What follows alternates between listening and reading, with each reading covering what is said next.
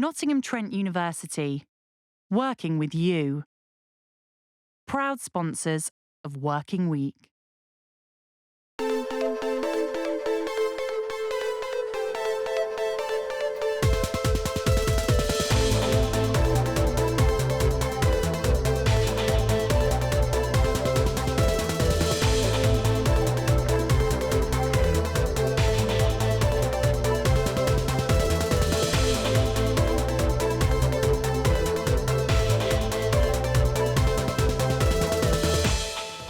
On Working Week this week, we're with the shopkeepers trying to transform the image of Mansfield. We've had some fantastic achievements. Our retail rankings rocketed, the expenditure in the town's gone up, and we're one of the safest towns in the UK. And I've been to Mansfield, not just famous for Rebecca Adlington, but for this newspaper. It's the News Journal. It's a newspaper that only prints good news. The feedback we've been getting from people is they're really keen just to see the good things that happen. And we'll get some business tips from a Nottingham busker. This is the guy you sang Elvis with last week. Hello, I'm Rob Pittham. And I am Des Coleman. I paused before I said that, didn't I?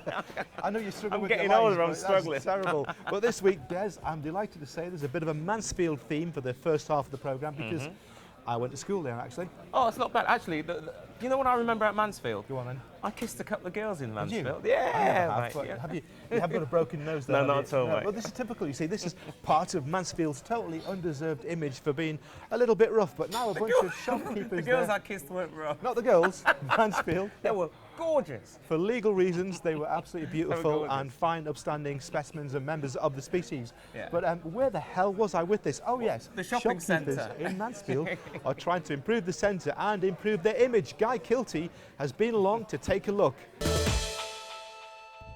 It's Mansfield, but not as you may know it. Boutique shops, businesses growing, and one of the safest places in England. The town's been hit for decades by decline in its traditional industries like mining and textiles, and its image has taken a knock at the same time. But now, a task force is trying to turn all that around. And we've still got absolutely some brilliant positive messages to share. A consortium of shops from national high street names to small independents is taking part in a government initiative known as Healthy High Streets to rejuvenate shopping here and its reputation. The focus really is around the perception of Mansfield. People perceive it to be a not very nice place and not much on offer, and that really isn't the case. We've had some fantastic achievements. Our retail rankings rocketed, the expenditure in the town's gone up, and we're one of the safest towns in the UK, but people just aren't shouting about it enough and they're not proud enough. So with myself and these key retailers, that's what we're trying to get people to do now. Several of the biggest names in retail are on board, and they're all helping to improve Mansfield. There's loads of great stuff in Mansfield, and our first major project is how do we get the word out there that all this great stuff is happening. I think it's an amazing town, and I think there's loads on offer, and we just need to spread the message. Our expertise is really around how we can help and support the local businesses. So we have specialist business advisors who can help and support local businesses around funding, around accounts, which hopefully will make a difference with some of the empty units. Looking at the action plan as well, it's really to get that footfall back into town, encourage more people into town, because there is a lot more in the town centre than probably what some people realise. But then also with the empty units, and Mansfield's got a low percentage of empty units across the country in comparison to some other towns. But it's what else we can do to reduce that vacancy even more. But for the plan to succeed, it will be vital for independents to get on board. Each month, each year is getting better. I can noticeably see that the footfall is coming back into the town centre. More shops are opening up. The bigger high street departments coming back into the town centre, and the town centre is now flourishing. But for some of the shoppers, there's still a long way to go. The town centre, in my opinion, is absolute rubbish. The parking facilities are absolutely useless. And I think you're going to lose more and more customers by charging people just come in and park. For whatever hour or whatever they want to shop, it's just a waste of time. I love all the events, and maybe have more events in the town centre for people to get involved in. Parking would be an improvement if there's somewhere to park, and traffic wardens weren't handing us everywhere. I think they should encourage the market more. But other than that, there's not much you can do about it. Well, I don't care what those dissenting voices say, Des. I reckon Mansfield's a great little town. You're enjoying that, by the way, because talking of Mansfield... Yeah, well, I don't know about you, Rob, but I'm just fed up with bad news. And that's what the great thing I love about Mansfield is this news journal. A gentleman called Stuart decided to open up a paper, this one here, and only put in it good news. It'll never work. So when you read it, you've got a smile on your face. Look at my face. What a great idea. And you've been along to take a look. I certainly have. Just in case you forget to say that. Here's Des's report. Newspapers, of which there are many. They always tend to print bad news, though. How about this for a novel twist? A newspaper that only prints good stories, ones that will put a smile on your face. Well, here's the man behind this wonderful idea, Stuart Rickersey. Stuart, nice to meet you. And you. So, Stuart, how did this come about? Well, it really began about 20 years or so ago. Martin Lewis, who was a TV newscaster at the time, he gave a lecture in London about there ought to be more good news rather than just bad news. And ever since then, I had in the back of my mind that good news would, in fact, work. But when it comes to the consensus of newspapermen, they always say that bad news sells. What are your thoughts? The feedback we've been getting from people is they're really keen just to see the good things that happen.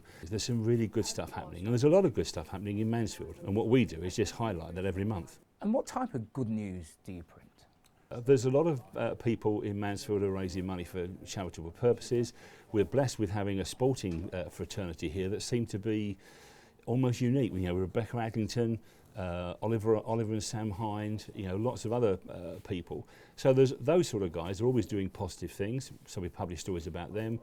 Schools, there's loads of things happening in the schools, and every month we have a page about schools. Every month we have a page about education.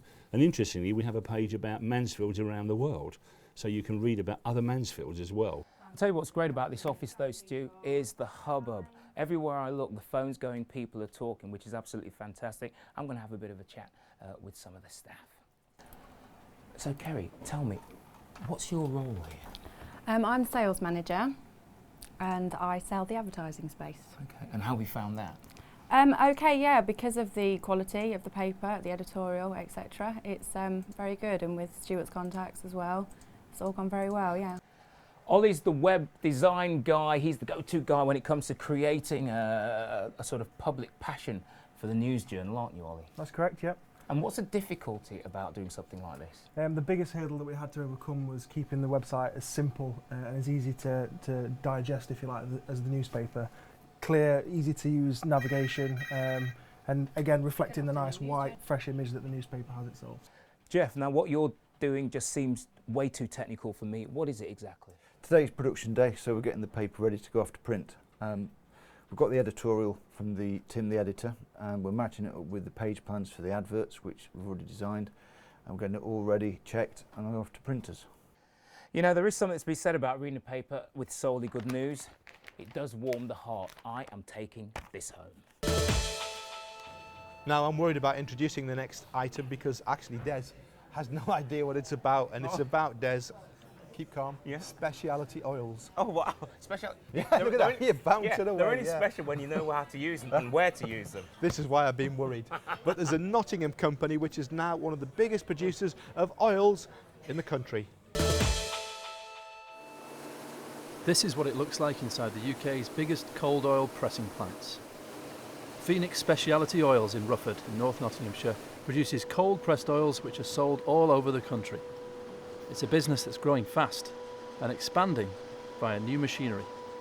We were completely different when we started. The presses have always been here, but we were originally set up to produce biofuels. We're here to make biodiesel to power some of our other group businesses, keep them in power and transport. So the room that we're in at the moment originally was a biodiesel reactor. The economics of that business in sort of 2007, 2008 weren't quite right. So I suppose adapt to change. We decided at that time it wasn't right to focus on that anymore, and we changed the business to focus on culinary oils and high-value speciality oils. And it's kind of from that we've grown up into being a bottler making 3-4 million bottles a year. To make the change from producing biodiesel for engines to cooking oils for the kitchen table has meant a big shift and an emphasis on quality control. Well, quality doesn't start in the factory, it starts right back at our growers. We have a dedicated team of growers who help us grow the seed, and we ensure quality at that point all the way through to the factory and the actual bottling line. So the bottling line that you've seen earlier will be making sure that the quality of the oil going in is as we'd expect, and we also undertake a lot of label checks to make sure that we're putting the right information on the label for the customers. I joined in early January and it's just been so exciting. It moves at such a fast pace. It's really interesting to try and keep up with it all. So Emma's a new recruit and the company plans to continue to expand. It's hoping to double output this year. So this is the brand new bottling machine. Just tell us how much this costs and how much it's going to increase production. Yeah, it's probably been about 120,000 in investment. We've got a new filler, new capping machines, and then through to new labellers. This was a line before. It was doing about 350 bottles an hour. With the new set that we've got, the new equipment, we should be doing 1,500 bottles an hour. The oils produced here in Notts can be found in supermarkets all over the country, and the company has plans to move into the export market for the first time later in the year. I'm a little bit annoyed about this cake because I ordered 2 cakes and as always happens, I got a slice of cake. Des has got a double cake. Can you see that, Paul? Anyway, I'm enjoying the programme apart from that so far because it's all been... Have you got something to say? No, go You've got a mouthful of cake, haven't you? See? In the second half of the show, we'll be coming back into Nottingham. Go on, you might as well finish this off. And taking a look at a brewery which is teaching people how to brew beer. And remember the busker, we call him the ukulele man. He's the guy I sang Elvis with. We'll be finding out how he actually makes a living. Don't you? I said my blue suede shoes.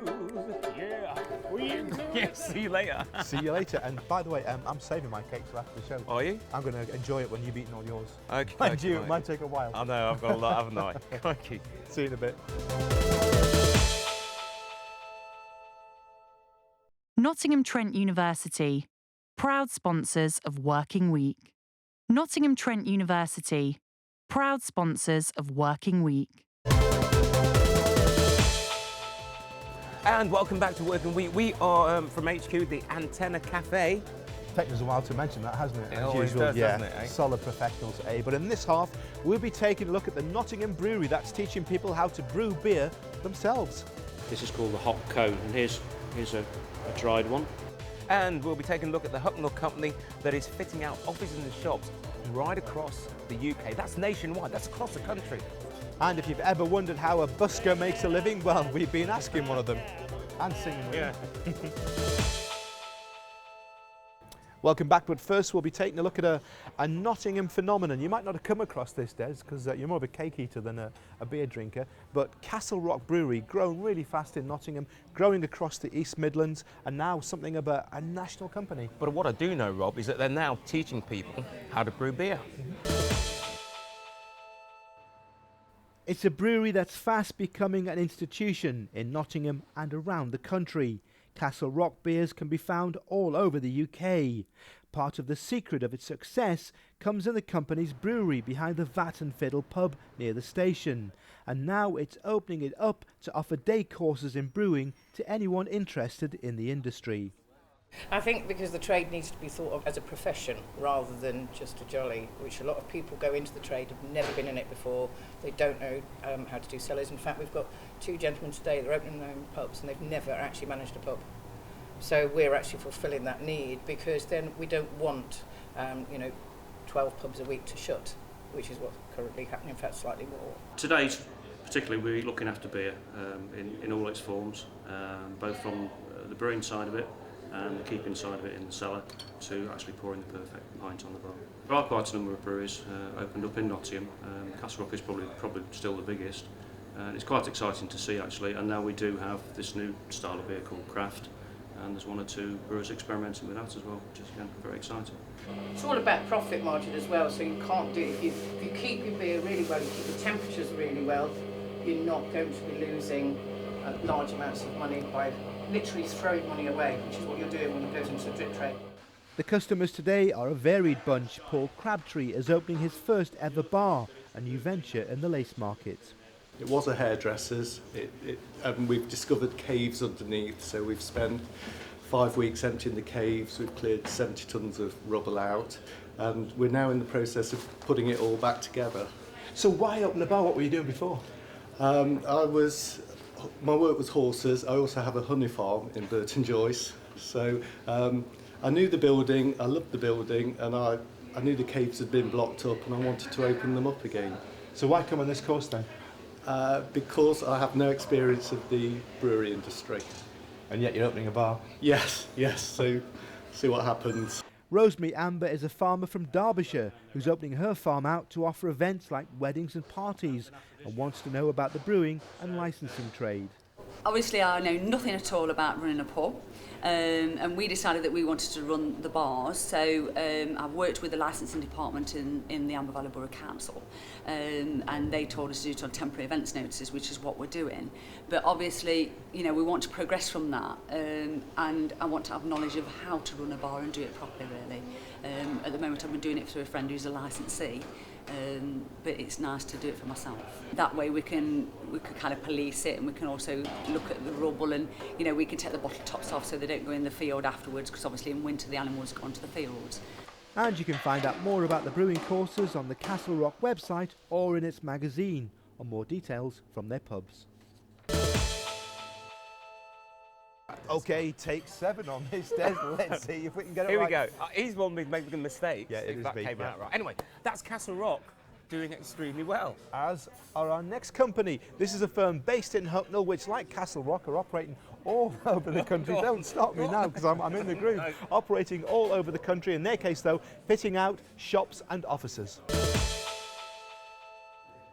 It's a firm that's grown through the recession and is still expanding. B&M Installations is based in Hucknall, but works all over the country. Here, though, it's a job closer to home, at Little Tennis Street on the Colic Industrial Estate, where a new client is opening up a centre dedicated to motocross racing. So, Graham, these are the plans of what this is eventually going to look like, what, in about a month's time from now? Yeah, 4 or 5 weeks' time, yep. We're halfway through the main showroom area. We've installed a load of pigeon boxes with LED lighting. We're installing the curve wall with a special feature, and then obviously once that's complete, the decorators come in this week, the electricians are working on us as well. When we move into the main area, we've got suspended ceilings with LED lighting, new offices with all glass partitioning going across, all downlights, new glass partition in the warehouse, full glazed. Last year was one of the best years we've had. You know, we did Skegness Pier, was a total refurb for 5 months on a tight time scale. Which we had to finish in 5 months, and it was finished on the day. And yeah, I can see the economy's changing, but slowly. It's changing slowly, but surely. You know. Talking figures then, I mean, how well are you doing? Give me some figures. Well, last year we averaged, through the recession, about 1.3, 1.4 million. Last year we did 3 million, just under.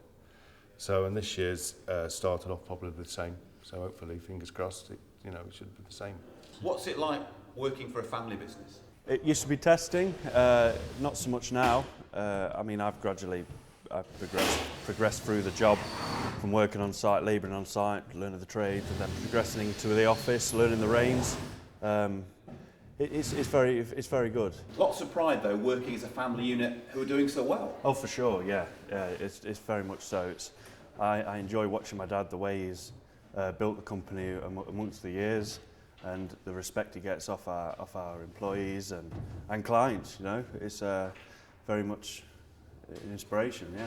The great thing is it's going so well. I mean, you're turning over a lot of money, and it looks like a good year ahead in 2015. Hopefully soon. We've had obviously the news of the Broadmarsh into investment, which I mean we work a lot with into Broadmarsh, and we hope we can get something out of that. We had a very good 2014, so we just hope to progress on that and build and build. And the client too was another customer going places, literally in this case. When it's open, this will be a shop and a centre dedicated to motocross, a fast-growing business in a fast-growing sport. Judd Racing is based here in Nottingham, but expanding around the world. It's happy though to look for suppliers closer to home. B&M Installations, we used them 20 years ago on another business of ours. They did such a great job, we've invited them back.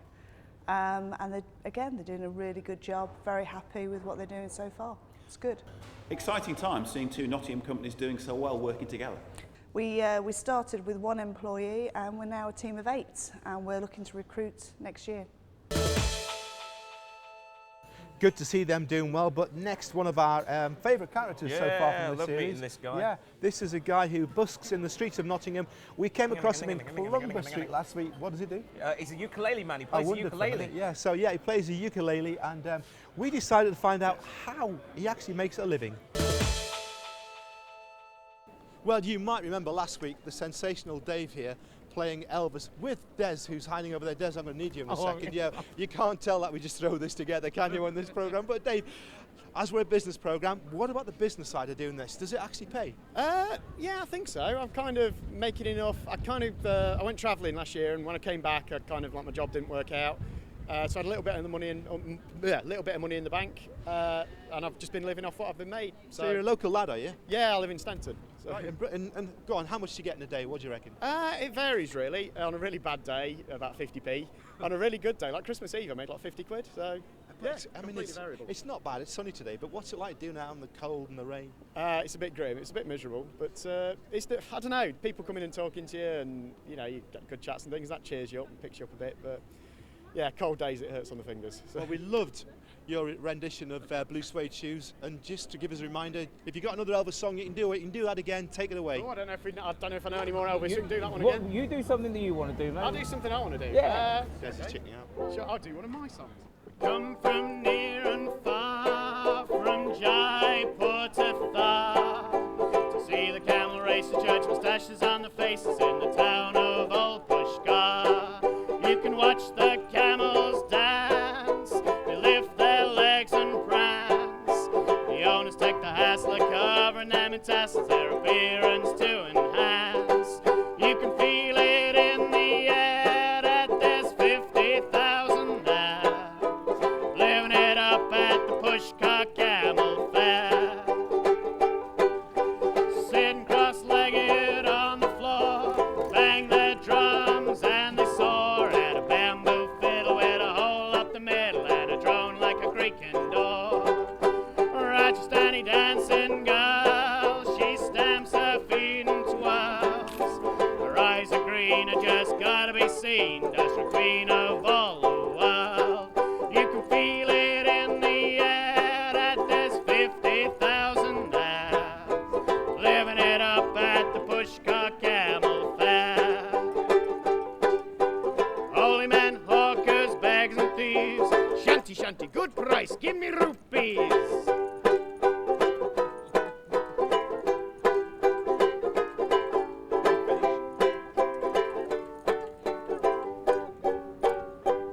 Now that was fantastic, Dave, but I'm slightly embarrassed because I've come out without any money. Yeah, I know. That's fair enough. It's been nice chatting to you. You hear that all the time, don't you? I Lovely. do, yeah. Nice to meet you. It's been Cheers. good to meet you. Brilliant. Nice one, mate. All the best to you. Cheers, you too. Great.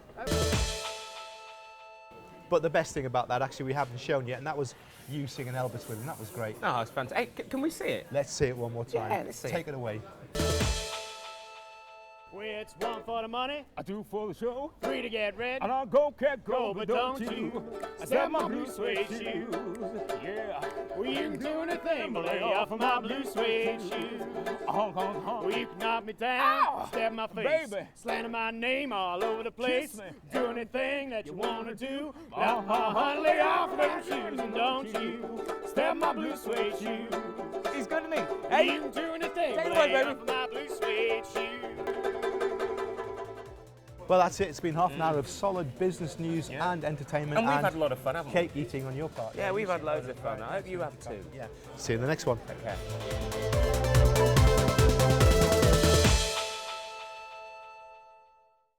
Nottingham Trent University, working with you. Proud sponsors of Working Week.